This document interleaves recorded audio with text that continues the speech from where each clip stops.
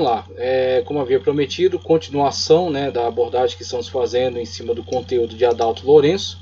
E agora a sua defesa do criacionismo científico, tá certo? O que é isso?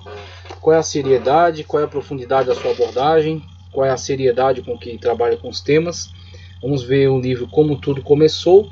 Então, a abordagem do livro Como Tudo Começou, depois comentário de Matteo Henry, depois site Criacionismo, tá certo? Desmistificando a teoria da Terra plana. Então, começando aqui pelo livro Como Tudo Começou, Adalto Lourenço, estamos na página 122, página 122 do livro Como Tudo Começou.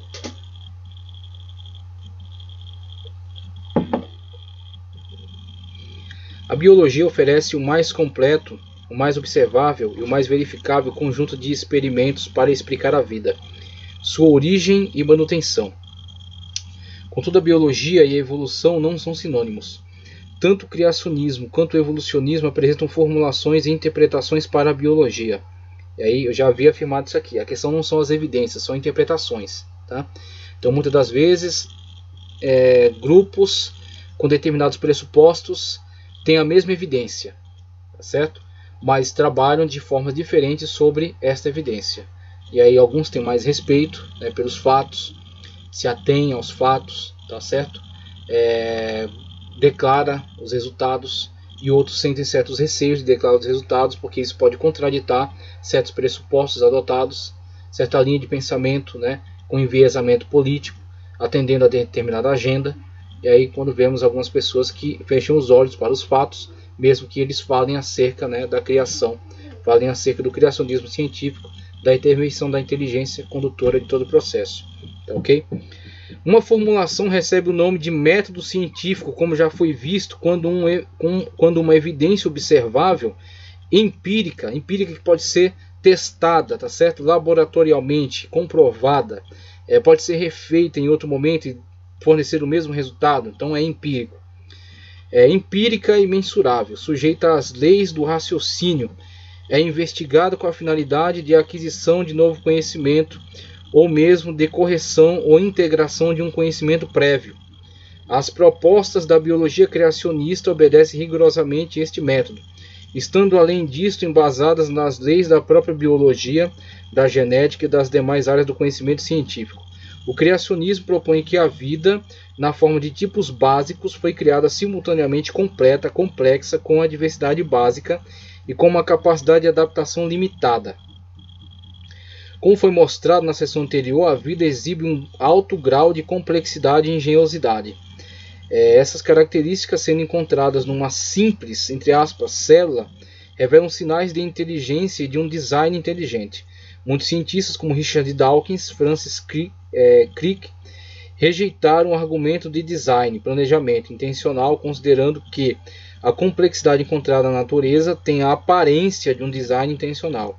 Para eles e muitos outros cientistas, o design é um conceito fundamentalmente metafísico e a priori, sendo assim cientificamente falho. Tá? Metafísico acima da física, então é uma questão espiritual e não material. Tá? Então eles atribuem isso a um plano sobrenatural e eles são antissobrenaturalistas, sendo assim, de antemão, a priori, rejeitam tudo aquilo que escape a uma análise sobrenatural. Tá certo? E aí, claro, adotando esse tipo de pressuposto, aquilo que se revelar como algo que está além dos suas ferramentas de investigação, eles rejeitarão como inexistente.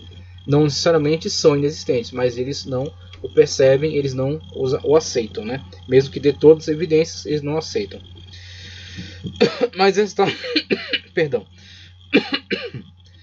esta análise do criacionismo não está correta. Pelo contrário, a inferência de planejamento é puramente a posteriori, baseada numa aplicação, baseada numa explicação inexoravelmente consciente da lógica e da analogia. A conclusão pode ter implicações religiosas, mas não depende de pressuposições religiosas. Você entendeu como que a coisa flui, como é que ela é trabalhada? Ela tem implicações religiosas, mas elas não têm não depende de pressuposições religiosas. Se dependesse de pressuposições religiosas, teríamos primeiro os pressupostos e tentaríamos justificá-los, né, por meio de investigações. Não é este o caminho do criacionismo científico. Tá certo? Ela faz investigações utilizando os meios de ciência disponíveis. E as suas explicações, as suas investigações, as suas teorias, tá certo? Seus postulados terão implicações religiosas, afetarão o entendimento sobre os textos de religião, mas esses textos não são seus pressupostos. A questão é, eles estão trabalhando com método científico, estão produzindo resultados, e esses resultados têm contribuído, têm elucidado melhor o entendimento acerca dos textos religiosos presentes na Sagrada Escritura. Ok? É esse que é o caminho que eles têm sido feito. Criacionismo e a origem da vida. Na década de 1970, Dan H. Kenyon, Gary Stayman, no livro A Predestinação Bioquímica, procuraram demonstrar de forma teórica a correspondente predominante do pensamento naturalista de que a vida foi predestinada bioquimicamente pelas propriedades de atração que existem entre as suas partes químicas, principalmente entre os aminoácidos nas proteínas. Esta proposta, que permaneceu por mais de 20 anos como uma das formas centrais do pensamento naturalista sobre como a vida teria surgido, veio a ser descartada após a compreensão do DNA. A resposta naturalista tornara-se obsoleta diante da complexidade do DNA, uma molécula cujas propriedades e existência não podem ser explicadas por meio de processos naturais, sendo ela mesma portadora de toda a informação que gera complexidade. Recomendo que se assista à palestra do Dr. Enéas Carneiro, Por que eu creio em Deus. Ele vai trabalhar exatamente nesta senda. Toda a complexidade de informação que está contida no DNA humano. Diante de toda essa grandiosidade, como não crer em Deus? De que Deus de fato escreveu toda essa história humana que está presente, então, toda essa orientação para o desenvolvimento do corpo do ser humano que está presente no seu DNA, ok? Ali está a inteligência divina. Dr. Kenyon tornou-se um dos principais pesquisadores e defensores da teoria do design inteligente, o que o fez mudar de opinião sobre a origem da vida, o design encontrado na própria vida. Quando tratamos da origem da vida, temos de considerar a origem da complexidade que ela apresenta. Dizer que uma simplicidade inicial recebeu por meio de processos aleatórios, essa que é a questão, viu? Processos aleatórios, randômicos, não orientados ao acaso, processos aleatórios e longos períodos de tempo, pequenos incrementos de informação para dar origem à complexidade atual, não constituem um argumento científico. Não constitui um argumento científico. Isso acontece porque processos que produzem complexidade podem ser avaliados quantitativamente. Portanto, ao tratarmos do posicionamento criacionista, precisamos, uma vez mais, voltar às bases da ciência para respondermos adequadamente às perguntas relacionadas com a origem da vida. Seria possível que interações moleculares randômicas tivessem criado a vida? Seria possível que interações moleculares randômicas desprovidas de qualquer propósito ou direcionamento, Derrida, né, que não há propósito na vida, né? Sartre, né, Jean-Paul Sartre, não há nenhum propósito na vida. Então temos aí pessoas que beberam na fonte, né, do evolucionismo darwinista.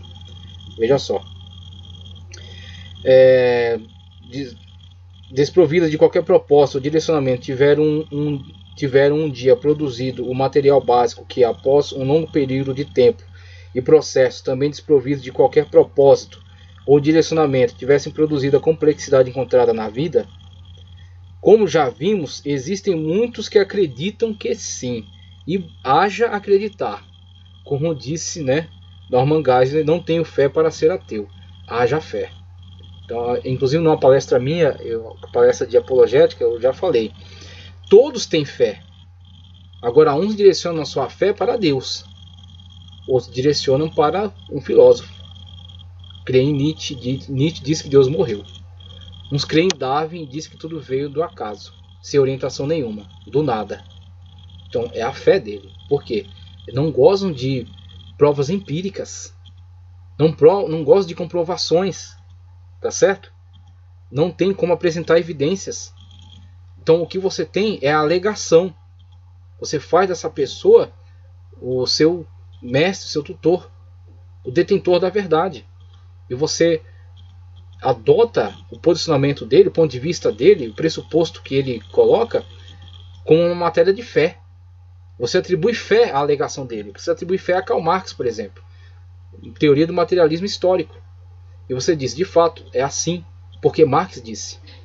Então, é assim que você está utilizando sua fé, entregando, né, colocando a sua fé nessas declarações, nessas pessoas, desses homens, nesse posicionamento, nesse postulado. É matéria de fé. Então, eles também necessitam de muita fé para acreditar nisso que é proposto, mas não comprovado, e que é desprovido até de argumentos lógicos. No entanto, uma resposta adequada pode ser considerada científica apenas se estiver dentro de certos parâmetros. Vamos lá? Isso. Apenas se estiver dentro de certos parâmetros aceitos pelas leis e regras da ciência, e não pelos padrões da própria resposta. Portanto, se o naturalista não for... portanto, se o naturalista não estou conseguindo entender. Portanto, se o naturalista... perdão, por isso que eu não entendi. Portanto, se o naturalismo não for a resposta para a origem da vida, obviamente deve existir uma explicação criacionista. Portanto, se o naturalismo não for a resposta para a origem da vida, obviamente deve existir uma explicação criacionista que formule esta base racional e científica para a complexidade da vida. Eis aí o criacionismo científico. Vai se preocupar, né, na pesquisa, na elaboração desta resposta dentro de um método científico, dentro de uma linguagem adequada, com informações que são capturadas, são colhidas, analisadas empiricamente. Tá, ok? Temos aí esta forma como trabalha o criacionismo científico. Já vimos nas sessões anteriores que a resposta naturalista não oferece uma proposta científica adequada. Não é a nossa intenção dizer que ela não possa ser considerada uma proposta lógica, mas sim que a sua lógica não está correta. Já foi visto no capítulo 1 que nem todo raciocínio lógico está correto. A proposta criacionista da origem da vida baseia-se primariamente na ciência das probabilidades. Para que algo aconteça, deve haver uma probabilidade razoável aceita dentro de certos parâmetros. Voltemos à questão das probabilidades. Qual seria um limite máximo razoável do número de moléculas que poderiam ter se formado em qualquer lugar do universo durante a sua existência, assumindo a idade naturalista de 13,7 bilhões de anos? Isso seria equivalente ao cálculo da probabilidade de ganharmos na loteria. O número total de combinações da loteria supostamente corresponde ao número de proteínas que possivelmente se formaria a partir dos pequenos blocos padronizados de construção. O bilhete vencedor seria correspondente ao pequeno agrupamento de tais proteínas que possuem as características especiais corretas, tá certo? Das quais um organismo vivo, com uma simples bactéria, poderia ser formado. Comecemos com o número de átomos existentes no universo, pois vida é feita de matéria conhecida, átomos. O número aceito de átomos no universo é da ordem de 10 para 80. O número 1 seguido de 80 zeros. O número 1 seguido de 80 zeros. Coloco uma nota aqui, mas tudo bem, é a citação de uma outra obra. Precisamos agora definir outros dois fatores: o tempo desde o início até hoje e o número de interações atômicas por segundo por átomo.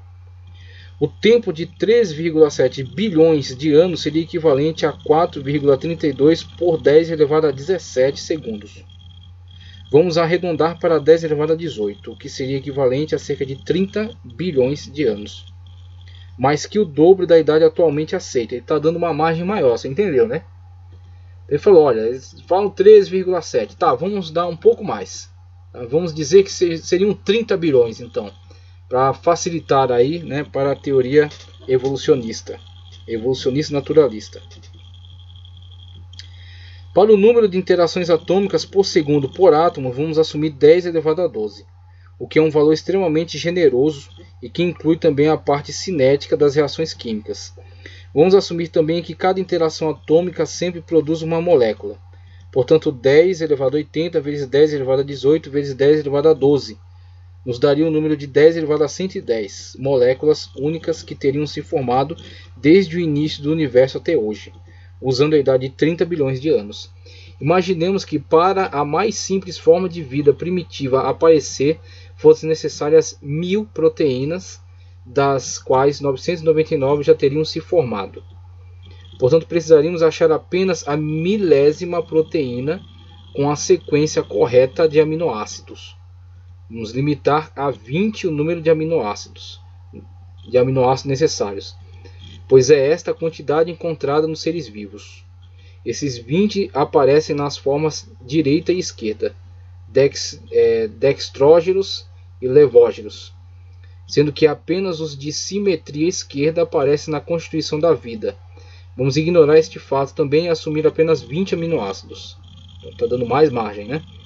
Ignoremos ainda o fato de que a reação química envolvida na formação de longas cadeias de peptídeos é extremamente improvável dentro de qualquer ambiente químico não vivo, inorgânico. Portanto, o nosso alvo é apenas obter uma sequência de aminoácidos que venham a produzir uma estrutura proteica tridimensional com o menor valor possível de funcionalidade.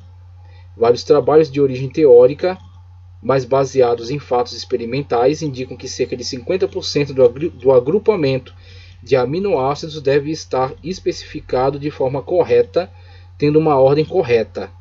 Se eles não estiverem nesta ordem correta, nada feito. A vida não vai surgir. Veja só. Vamos dar isso aqui, passar o texto. Vamos lá.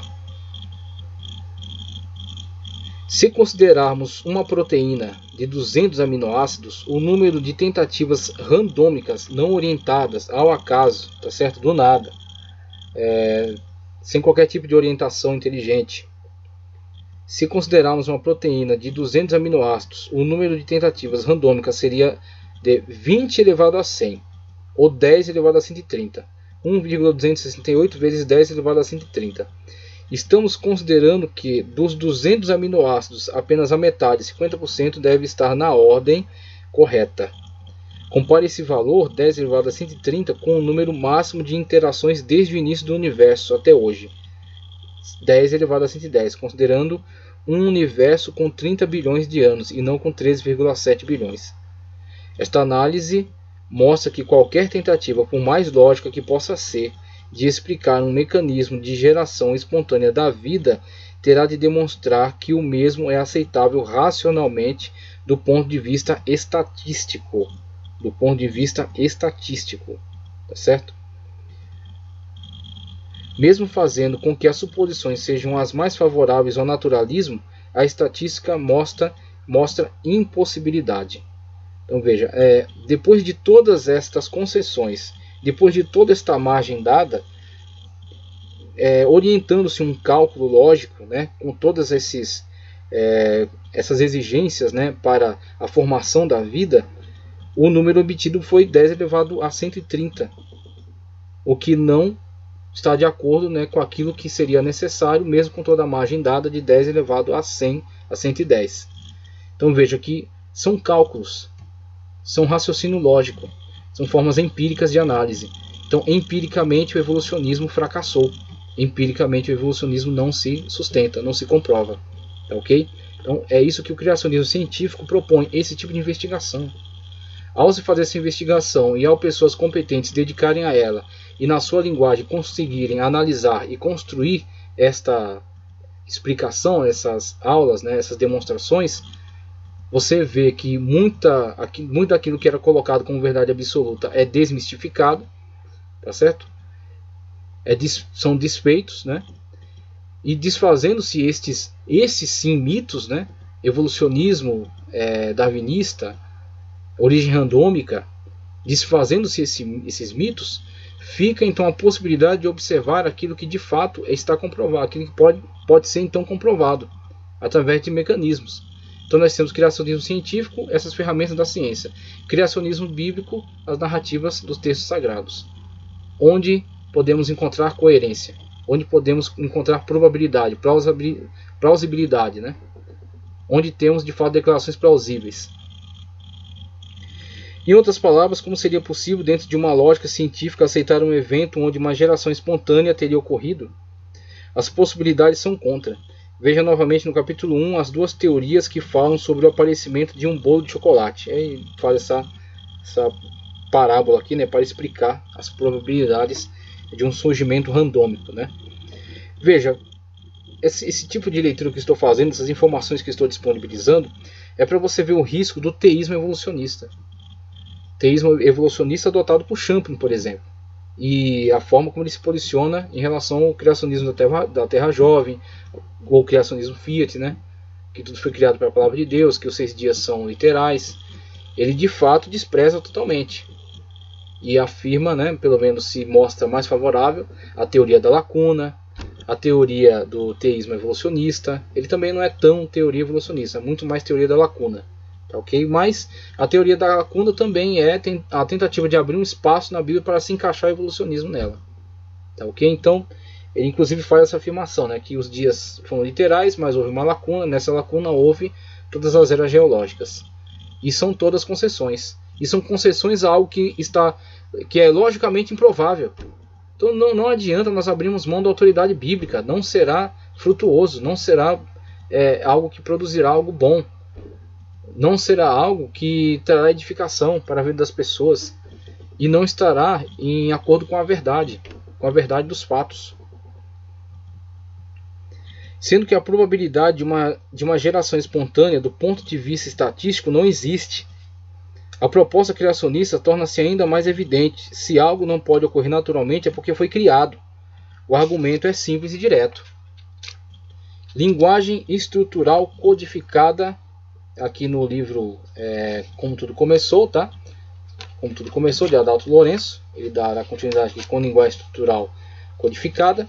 Mas eu encerro aqui porque já conseguimos então comunicar aquilo que pretendíamos falar acerca do criacionismo científico, do seu valor, da sua importância, da sua grande contribuição. Tá? Então recomendo os 2 livros, né? Com certeza há outros, mas os 2 que eu conheço aqui, que são muito importantes para essa análise que estamos fazendo em cima de Gênesis, essa análise acerca do criacionismo científico, tá certo? E essa defesa da ortodoxia bíblica e da leitura literal, né? Do favorecimento à leitura literal do texto da Sagrada Escritura. E como essa leitura literal vai favorecer a nossa vida e como de fato nós vamos nos posicionar crendo no Deus sobrenatural, crendo no Deus todo-poderoso, crendo no Deus que de fato tem um propósito para toda a existência. E como a humanidade tem perdido, tirando Deus do coração, os homens não têm mais Deus no coração, sendo assim, não encaram o ser humano como seu próximo, e sim como seu adversário na corrida evolucionista. Tá? Então as teses elaboradas por Darwin, depois foram reaproveitadas por Francis Galton, tá certo? No desenvolvimento aí da eugenia, e dentro dessa perspectiva da eugenia, muitos cientistas nazistas trabalharam, fazendo testes em seres humanos, utilizando-os como cobaias, uma vez que não eram seu próximo, mas simplesmente outros seres inferiores no seu ponto de vista, tá certo?